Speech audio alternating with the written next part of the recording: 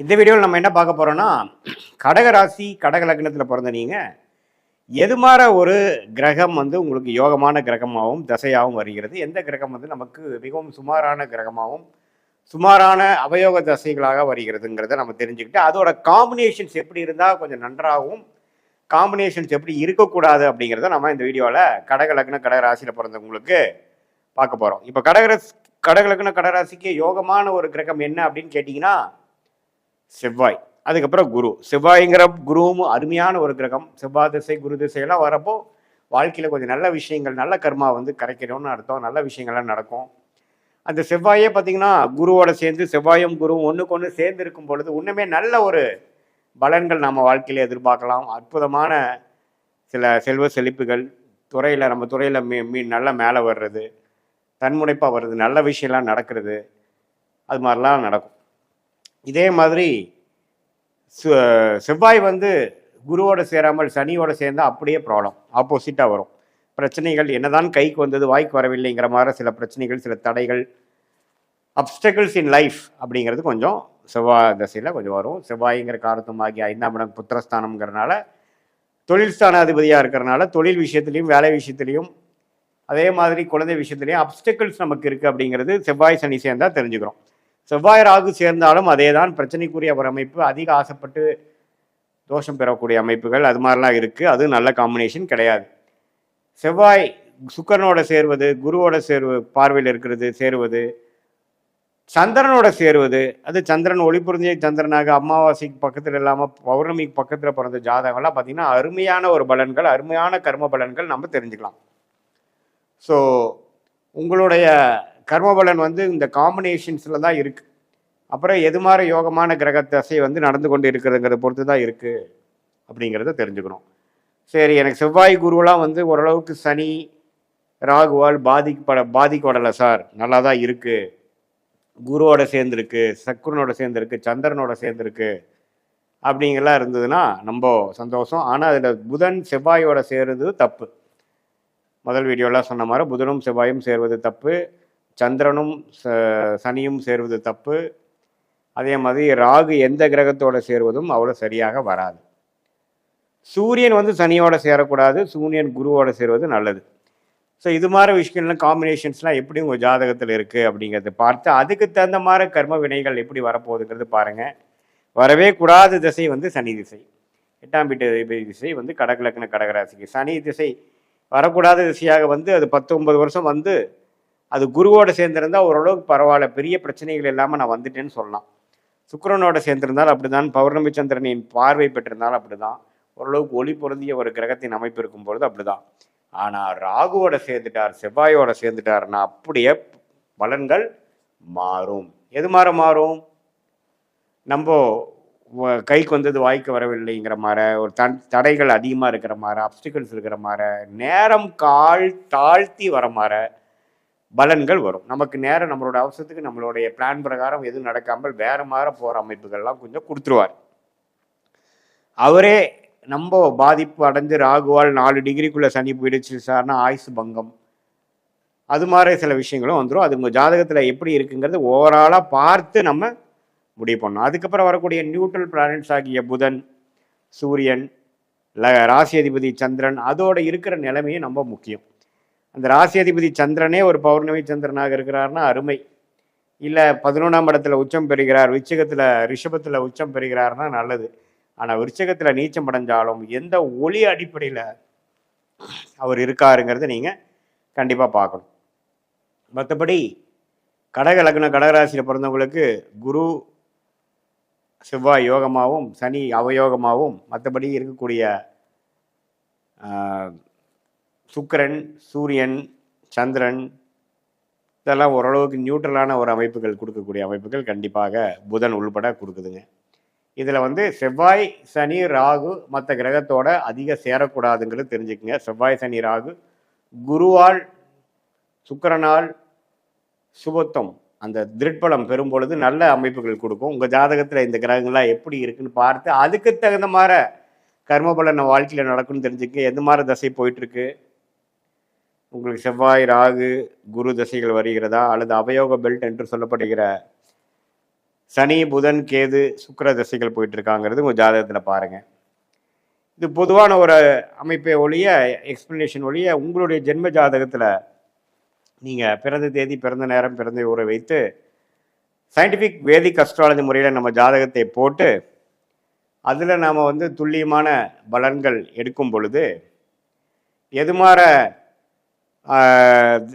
திசையில் உங்களுக்கு அடுத்த வரக்கூடிய காலங்கள் போகுது, வாழ்க்கை உங்கள் வாழ்க்கை பயணம் எப்படி திரும்புது, எதை நோக்கி போய் கொண்டு இருக்கிறது, எதிர்காலம் எப்படி இருக்குது, எதுமாற பிராப்தங்கள் காத்து இருக்கிறது, நம்மளோட வேலை தொழில் துறை நல்ல யோகமான துறை என்ன, நம்மளுடைய இம்பார்ட்டண்ட்டான டைம்லைன்ஸ் என்ன, எந்த நேரத்தில் நம்ம அதிகமாக முயற்சி எடுக்கணும், எந்த நேரத்தில் நம்ம அடக்கி வாசிக்கணும்,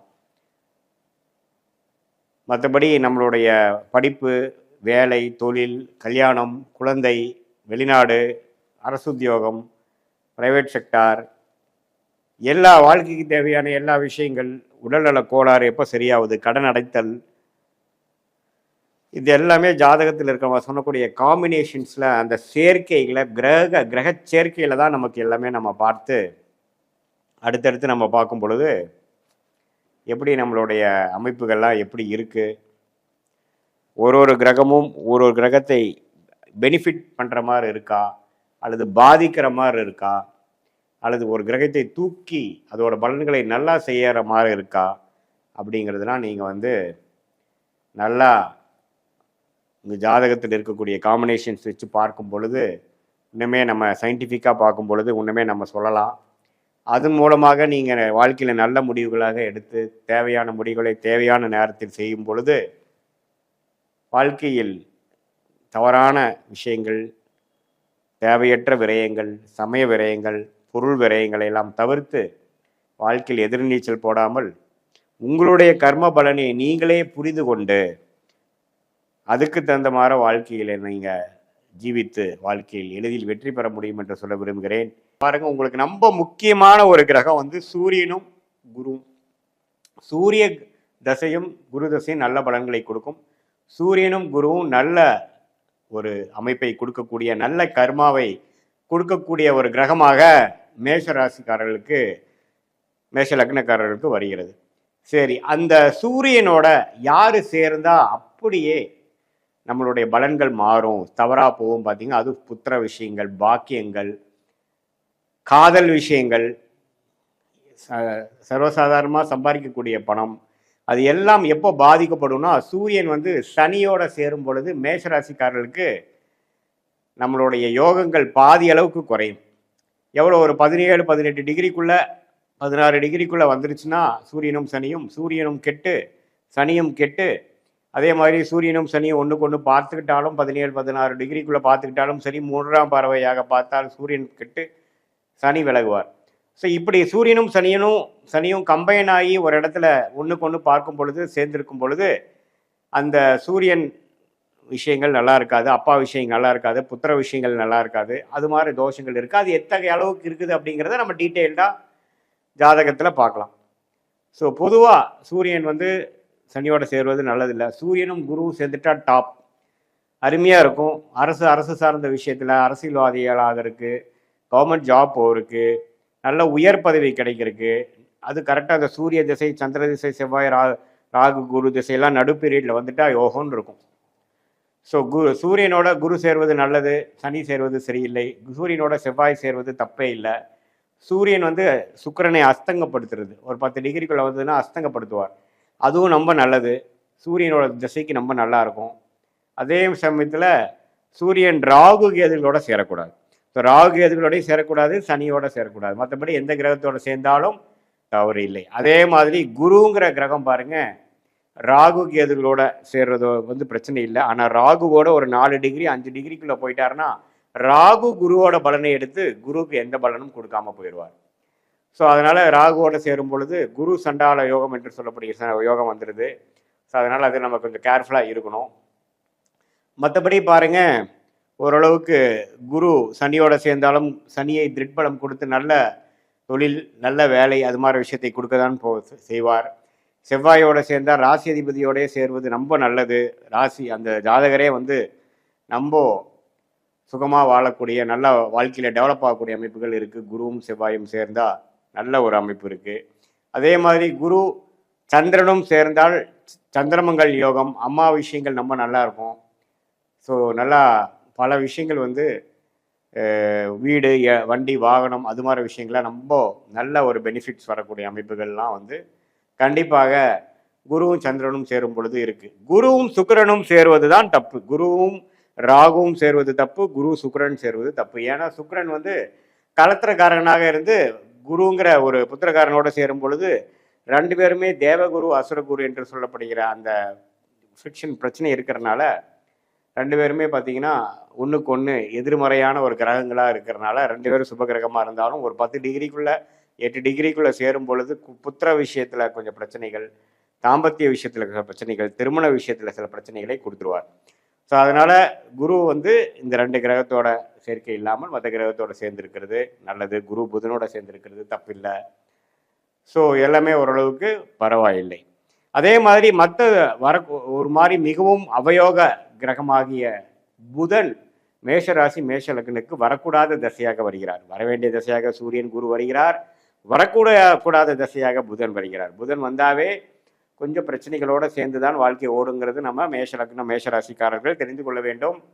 ஸோ அது எப்படி இருக்கும் அப்படின்னு பார்த்தீங்கன்னா, செவ்வாய் வந்து புதனோட சம்மந்தப்பட்டுருச்சுன்னா ரிஸ்க். ஏன்னா செவ்வாய்ங்கிற கிரகம் ராசி அதிபதி லக்னாதிபதியாக வரும்பொழுது அவர் 6ஆம் வீடு அவருக்கு பிடிக்காத அவயோக கிரகத்தோடு சேரும் பொழுது ஜாதகரே கொஞ்சம் விடந்தாவாதி மாதிரியும், அவர் கொடுக்குற ஐடியாஸ்லாம் கொஞ்சம் கரெக்டாக இல்லாத மாதிரியும், பம்பு வழக்குகள் அதிகமாக வாழ்க்கையில் சந்திக்கக்கூடிய அமைப்பாகவும் ஜாதக பிரகாரம் கொடுத்துரும். ஸோ அது இருக்கான்னு பார்த்துக்குங்க. மற்றபடி பார்த்தீங்கன்னா புதன் குருவோட சேர்ந்துருக்கிறது நல்ல அறிவு கூர்மை, புதன் சூரியனோட சேர்ந்துருக்கிறது நிபுண யோகம், புதன் சந்திரனோட சேர்ந்துருக்கிறது தப்பு இல்லை. ஆனால் சந்திரன் இருள் சந்திரனாக அமாவாசைக்கு அருகில் இருக்கக்கூடிய சந்திரனாக இருந்தால் புதன் பாதிக்கப்படுவார். புதன் சனியோட சேர்ந்திருந்தா மந்த புத்திக்காரராக படிப்பு விஷயத்தில் கொஞ்சம் சுமாரான அமைப்பு தான் கொடுக்கும். மெமரி பவர் கொஞ்சம் குறைக்கும், ஞாபகம் மறதி அது மாதிரி சில விஷயங்கள், லேக் ஆஃப் கான்ஃபிடென்ஸ் அது மாதிரி விஷயங்களாக கொடுக்கும். மற்றபடி பார்த்தீங்கன்னா புதன் வந்து செவ்வாயை காட்டிலும் ராகுவோட சேருவதும் தப்பு. கேதுவோட சேர்ந்தால் கூட அது ஒரு வேற மாதிரி ஒரு நுணுக்கமான அறிவை கொடுக்கும். ராகுவோட ஒரு 5 டிகிரி 6 டிகிரி கேட்கும் பொழுது ராகு புதனின் அமைப்பை எடுத்துக்கொண்டு புதன் வந்து நல்லா இருக்காது. ஸோ புதன் திசை வந்து ஒரு பிரச்சனைக்குரிய திசையாகவும் உடல் உபாதைகள் அது மாதிரி விஷயங்கள்லாம் இருக்கும். ஸோ நீங்கள் மேஷ லக்னம் மேஷராசியில் பிறந்தவங்களுக்கு நல்லா பாருங்கள் புதன் எப்படி இருக்குதுன்னு ரொம்ப முக்கியமாக பாருங்கள். புதன் திசையில் கேர்ஃபுல்லாக இருக்கக்கூடிய அமைப்புகள் இருக்குது. மற்றபடி பார்த்தீங்கன்னா நியூட்ரல் பிளானட்ஸ் ஆகிய சுக்கிரன், அதுக்கப்புறம் வரக்கூடிய சந்திரன், அதுக்கப்புறம் வரக்கூடிய சனிலாம் பார்த்தீங்கன்னா ஓரளவுக்கு நியூட்ரலாக இருக்கக்கூடிய அமைப்புகள் இருக்குது. ராகுவோட சேராமல் இருக்க வரைக்கும் ஒன்றும் பிரச்சனை இல்லை. சனிலாம் கேதுவோட சேருவது ரொம்ப நல்லது. சந்திரன் சனி சேர்ந்தால் புணர்ப்பு தோஷம் ஆகுது, அம்மா விஷயங்கள் அம்மாவுக்கு தோஷம் அது மாதிரி விஷயங்கள், கல்யாண விஷயத்தில் கேர்ஃபுல்லாக இருக்கணும் அப்படிங்கிற மாதிரிலாம் வந்துடும். சுக்கிரன் வந்து சனியோட செவ்வாயோட சம்மந்தப்படும் பொழுது காதல் விஷயம் மூலமாக கல்யாணம் நடக்கிறது, காதல் திருமணம் அது மாதிரி விஷயங்கள்லாம் வரக்கூடிய அமைப்புகள் இருக்குது. அது எத்தகைய திருமணங்கிறது 7ஆம் வீட்டு அதிபதி எப்படி இருக்கிறார், அடுத்து வரக்கூடிய தசாபுக்திகள் எப்படி இருக்குதுங்கிறத வைத்து நாம் துல்லியமாக சொல்கிறோம். ஸோ பொதுவாக இந்த மேஷ லக்னம் மேஷ ராசியில் பிறந்த நீங்கள் உங்களுக்கு எந்த மாதிரி கிரகம் நல்ல வரவேண்டிய கிரகமாக வரவேண்டிய தசையாக வருகிறதுங்கிறது தெரிஞ்சுக்கிட்டோம். குருவும் சூரியன் அது யாரோட சேரக்கூடாதுங்கிறது தெரிஞ்சுக்கிட்டோம். அதே மாதிரி வரக்கூடாத திசையாக எந்த கிரகம் வருகிறதுன்னு தெரிஞ்சுட்டோம். அவர் யாரோட சேர்ந்தால் நமக்கு இன்னுமே பிரச்சனைகள் கொடுப்பாரு அப்படிங்கிறது தெரிஞ்சுக்கிட்டோம். ஸோ எது மாதிரி ஒரு ராங் காம்பினேஷன் வந்து நல்லதில்லை. யோகங்கள் பார்த்தீங்கன்னா குரு சந்திரன் சேர்வது ரொம்ப நல்லது, குரு செவ்வாய் சேர்வது நல்லது. அதே மாதிரி குரு எந்த ஒரு கிரகத்தோடு சேர்ந்தாலும் நல்ல விஷயம். ராகு சுக்கிரனோட மட்டும் அவர் வந்து விலகி இருக்கிறது நல்லதுங்கிறது நாம் இந்த காணொலியில் தெரிஞ்சுக்கிட்டோம்.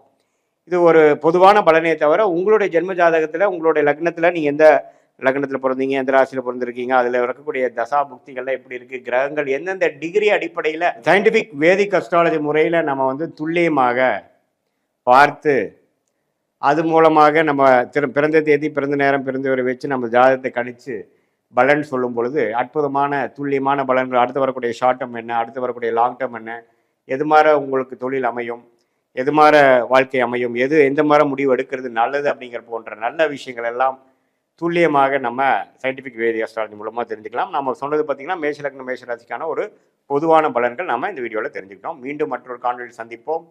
நன்றி, வணக்கம்.